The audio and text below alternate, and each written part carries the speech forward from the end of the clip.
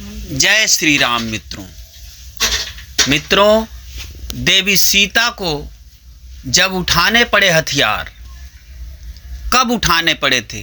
एक कथा है रामचरितमानस की। जब राजा रामचंद्र जी रावण को जीतकर माता सीता को लेकर आए थे और विभीषण को राज दिया था, ये उसके बाद की कथा है। यह कथा आप नहीं जानते हैं। जब राजा राम ने नहीं, देवी सीता ने चलाए थे बाण। भगवान श्री राम राजसभा में विराज रहे थे। उसी समय विभीषण वहाँ पहुँचे। वे बहुत भयभीत और हड़बड़ी में लग रहे थे। सभा में प्रवेश करते ही वे कहने लगे कि हे राम, मुझे बचाइए। कुंभकर्ण का बेटा मूलकासुर आफत ढा रहा है। अब लगता है ना लंका बचेगी और ना मेरा राजपाट।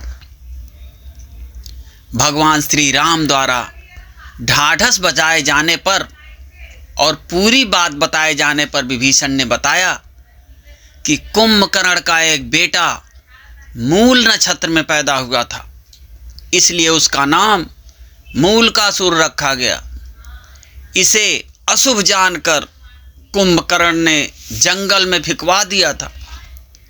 जंगल में मधुमक्खियों ने मूलकासुर को पाल लिया। मूलकासुर जब बड़ा हुआ तो उसने कठोर तपस्या करके ब्रह्मा जी को प्रसन्न कर लिया। अब उनके दिए वर और बल के घमंड में भयानक उत्पात मचा रहा है। जब जंगल में उसे पता चला कि आपने उसके खानदान का सफाया कर लंका जीत ली और राजपाट मुझे सौंप दिया, तो वह क्रोधित हो गया। भगवान, आपने जिस दिन मुझे राजपाट सौंपा, उसके कुछ दिन बाद ही उसने पातालवासियों के साथ लंका पहुंचकर मुझ पर धावा बोल दिया। मैंने 6 महीने तक मुकाबला किया, पर ब्रह्मा जी के वरदान ने उसे इतना ताकतवर बना दिया है कि मुझे भागना पड़ा तथा अपने बेटे, मंत्रियों तथा स्त्री के साथ किसी प्रकार का सुरंग के जरिए भागकर यहाँ पहुँचा हूँ। उसने कहा कि पहले धोखेबाज भेड़िया विभीषण को मारूंगा, फिर पिता की हत्या करने वाले राम को भी मार डालूंगा। वह आपके पास भी आता ही होगा। समय कम है, लंका और अयोध्या दोनों खतरे में हैं। जो उचित समझें वो तुरंत कीजिए। भक्त की पुकार सुन के श्री राम जी हनुमान तथा लक्ष्मण सहित सेना को तैयार कर पुष्पकयान पर चढ़कर झट लंका की ओर चल पड़े। मूलकासुर को श्री राम चंद्र के आने की बात मालूम हुई। वह भी सेना लेकर लड़ने के लिए लंका के बाहर आ डटा। भयानक युद्ध छिड़ गया। 7 दिनों तक घोर युद्ध होता रहा। मूलकासुर भगवान श्री राम की सेना पर अकेले ही भारी पड़ रहा था। अयोध्या से सुमंत्र आदि सभी मंत्री भी आ पहुंचे।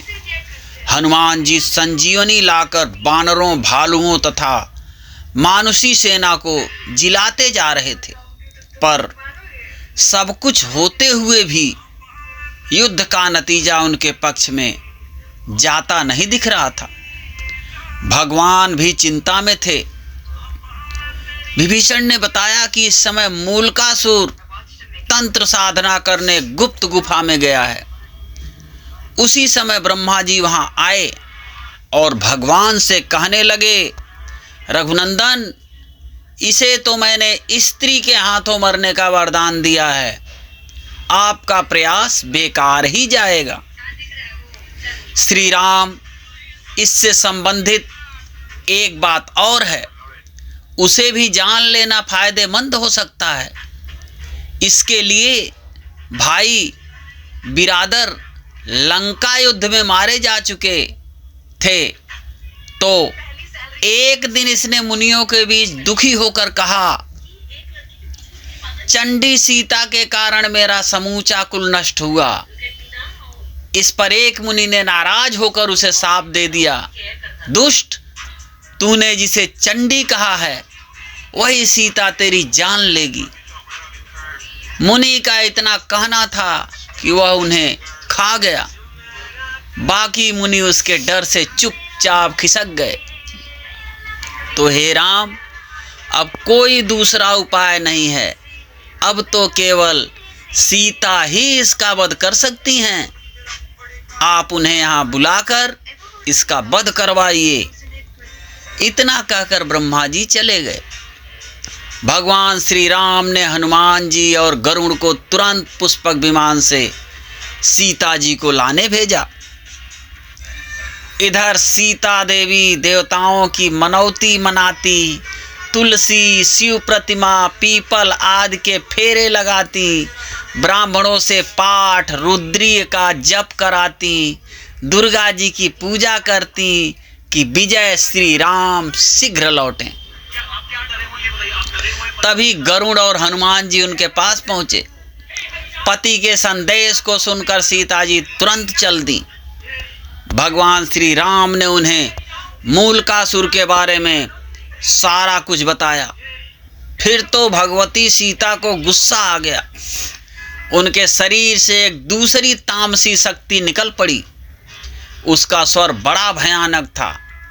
यह छाया सीता चंडी के वेश में लंका की ओर बढ़ चली। इधर श्री राम ने वानर सेना को इशारा किया कि मूलकासुर को तांत्रिक क्रियाएं कर रहा है, उसको उसकी गुप्त गुफा में जाकर तहस नहस करें। वानर गुफा के भीतर पहुंचकर उत्पात मचाने लगे। तो मूलकासुर दांत किटकिटाता हुआ सब छोड़ छाड़ कर वानर सेना के पीछे पीछे दौड़ा।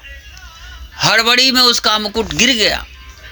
फिर भी भागता हुआ वह युद्ध के मैदान में आ गया। युद्ध के मैदान में छाया सीता को देखकर मूलकासुर गरजा, तू कौन? अभी भाग जा, मैं औरतों पर मर्दानगी नहीं दिखाता।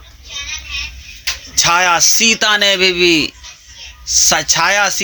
भी भीषण आवाज करते हुए कहा, मैं तुम्हारी मौत चंडी हूं। तूने मेरा पक्ष लेने वाले मुनियों और ब्राह्मणों को खा डाला है। अब मैं तुम्हें मारकर उसका बदला चुकाऊंगी। इतना कहकर छाया सीता ने मूलकासुर पर 5 बाण चलाए। मूलकासुर ने भी जवाब में बाण चलाए। कुछ देर तक घोर युद्ध हुआ, पर अंत में चंडिकास्त्र चलाकर छाया सीता ने मूलकासुर का सिर उड़ा दिया और वह लंका के दरवाजे पर जा गिरा। राक्षस हाहाकार करते हुए इधर उधर भाग खड़े हुए। छाया सीता लौटकर सीता के शरीर में प्रवेश कर गईं।